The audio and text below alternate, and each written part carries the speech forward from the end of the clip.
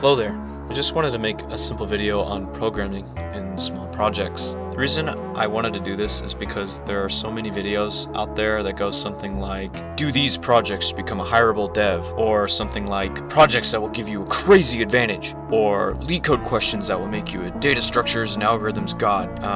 Anyway, I'm sure you kind of get the point. But, tutorial videos and project videos are good, but as a recent graduate, I definitely felt the pressure to get a job, especially if you live in the United States. It's really challenging right now. And I would see other people's success and their projects and their leak code skills, and I would just kind of feel like a really bad programmer.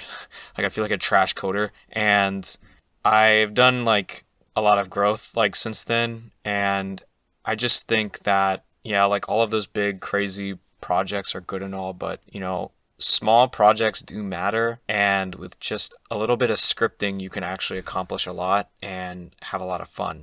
Now, what inspired this video is I recently finished a small project that actually ended up adding a lot of value to my life because I was able to solve a problem using programming, and frankly, I had a lot of fun doing it, and it was just a small, simple project, and it was the most fun I've had doing something in a while because between my full-time job and my free time, I was just working on a lot of stuff that was either very complicated or too ambitious, and it was just really making me not want to code outside of my job, and I was just kind of getting bored. But really, I think I just needed to kind of go to the drawing board and think about something that I really wanted to do, and with this project that I'm going to show off, I did that, and hopefully it inspires you to make something similar, or it inspires you, or I should say at the very least, I hope it inspires you to just go out and just build something and have fun. Okay, today we're going to go over a program I wrote using Python and Bash, and it is called waidoban. And basically what this is it's just a quick little program that uses ghostscript and qpdf to manipulate PDF files.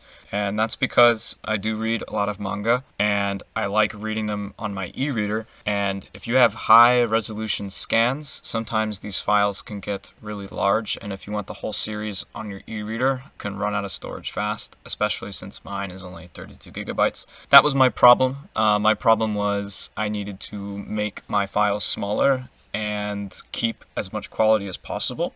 I wanted to introduce some tools to do some compression. So I have the README here that has basically all of this information. I plan on making this project public. Like, I don't know what the user base for a program like this will be, especially since I kind of just made it for myself. But if you also want something to kind of like handle your PDF files for your e-reader, then this might be a good tool for you.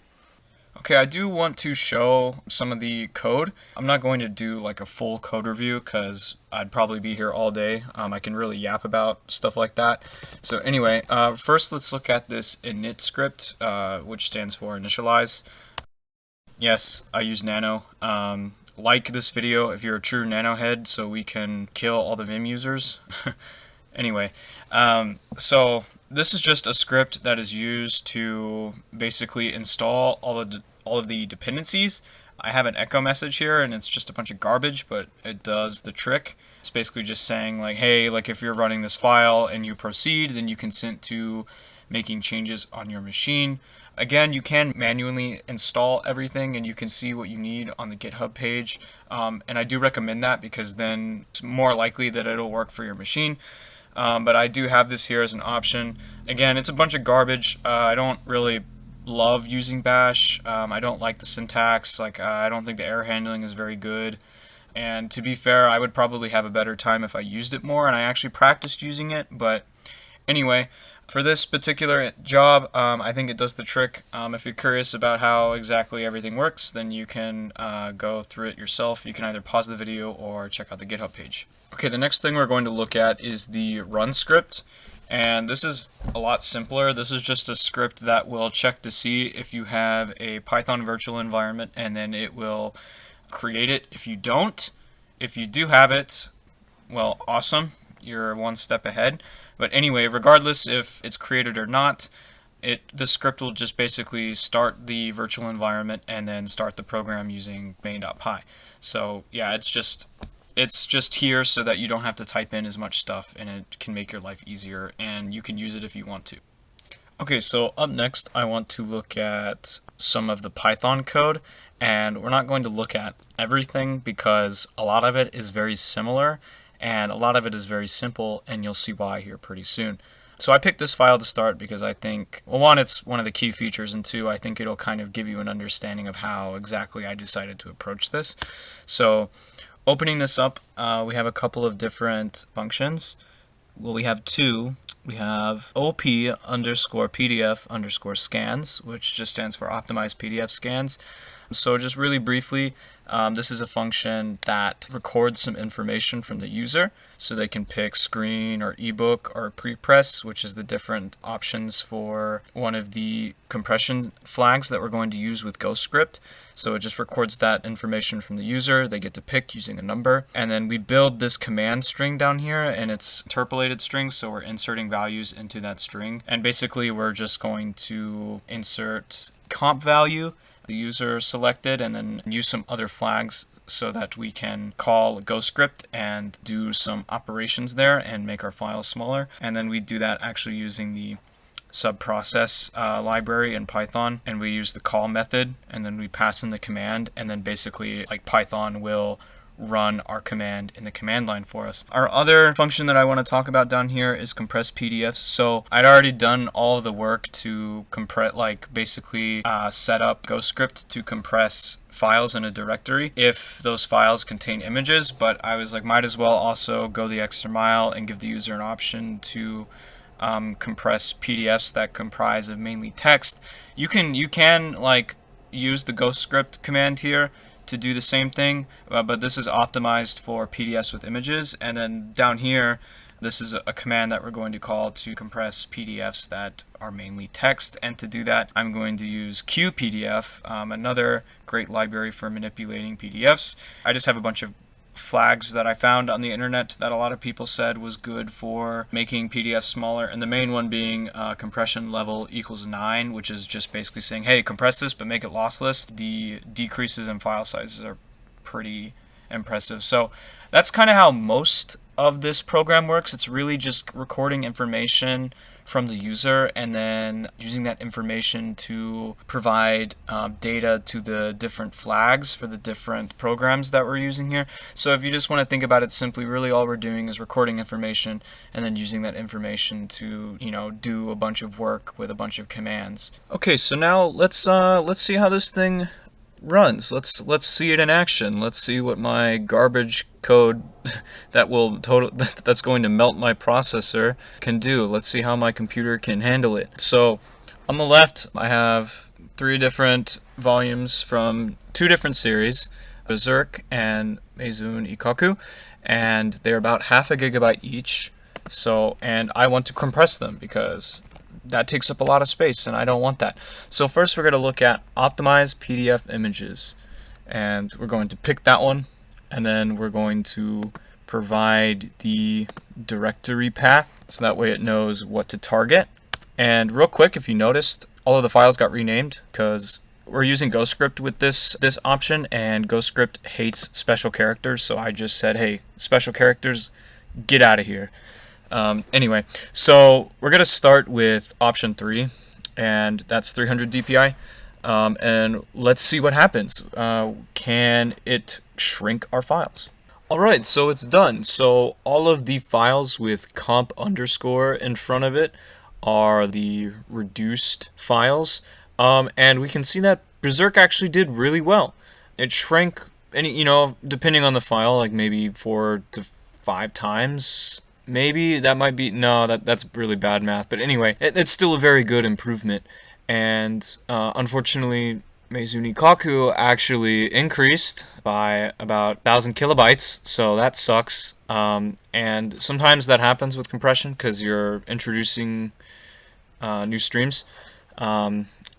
Anyway, I know why this is happening, and I will explain that later, but for our first try, this is pretty good. Hey, this is the editor here, so this video is getting pretty long, so I just wanted to go ahead and show the results for all three optimization options. They will be displayed now, and I just wanted to talk about why Meizuni Kaku is having such a difficult time, and that's because I formatted it for my specific e-reader using Calibre, and I guess Calibre made a bunch of decisions on how to do that. I theorized that Calibre went ahead and made the images in that file 150 dpi, so that's why we didn't really see much difference in file size until we went below 150 dpi. And we got the best reduction in file size at 72 dpi at the cost of image quality. And then I think Calibre kind of just also bloated the file, so I think that's why we were having difficulties with that one. Based on my observations with these test files, I think the optimal choice is the ebook option, so 150 dpi, because you get a pretty small file size and a pretty good looking image.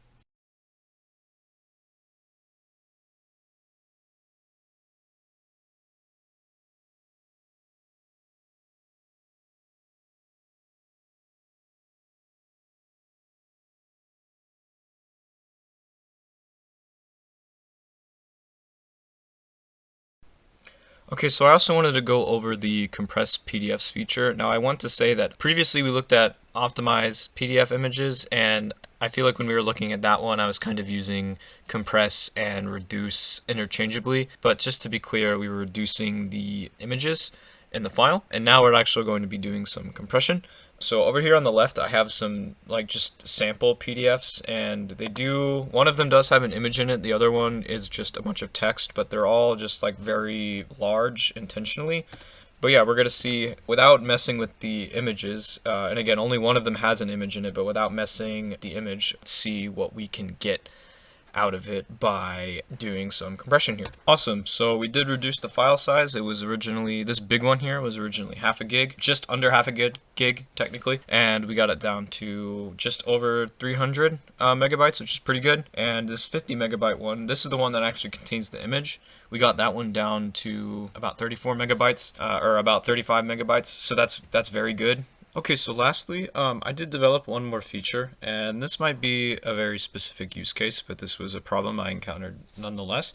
So if you noticed here on the left, all of the preview icons from my Berserk PDFs, volumes 4, 6, and 7, are blank. And that's because in some of the files that I have, I found that the first 2 pages were blank.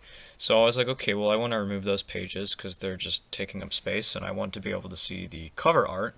And I didn't want to have to do that manually for each one, so I just created another feature called the cut pages, which will make a copy with a specified page range. So we're going to enter 3, and then again we're going to enter a file path, and we're going to provide the directory path. And now we are given some info on how to use this, and the starting page has to be greater than 0. And if the total length of the document is not known, you can use -1 to get the last page. So we want to start on page 3 because the first 2 pages are blank, and we're going to use -1 because the files can be of different lengths. And it dynamically gets the length of each file. It creates a new file with a new range, and if you look here on the left, awesome. Now we can see the cover art, and the blank pages are now gone. After going through my demonstration and thinking about everything I said in the intro, I got to thinking, why does any of this matter? Especially since I just showed off a program that probably solves a very niche problem. In its current state, wouldn't really have a very wide user base. I mean, maybe at best the user base would be people who want to optimize their manga, or make their PDF copies of their manga smaller. So why does this have value? It has value because I had fun doing it, and I built something. I wasn't just staring at VS Code, not doing anything, or working on something that I'm not passionate about. And yeah, sometimes it's good to kind of learn new things, even if you don't love doing it, just so you know how to do it. But it's also important to do things that you actually are interested in doing so that way you keep writing code. And if you keep writing code, well, then you're getting better, you're practicing. And I don't know, I definitely feel like there is a lot of pressure on a lot of people right now. The job market in software is not great. Let me provide some context. I live in the United States. It's definitely not great in the United States right now. Could be worse, but if you're a junior, it's definitely not great, and everyone is trying to, build portfolio projects so that they can get an interview and whatnot. And yeah, those things are important, and but I just think it's good sometimes to take a step back, maybe work on some other things. Like I said in the beginning, whether they're successes or not, or whether you finish them or not, doesn't matter. The thing is that you're coding and you're learning stuff, and that's just always going to be the best thing long term. That is why small projects matter. Thanks for watching.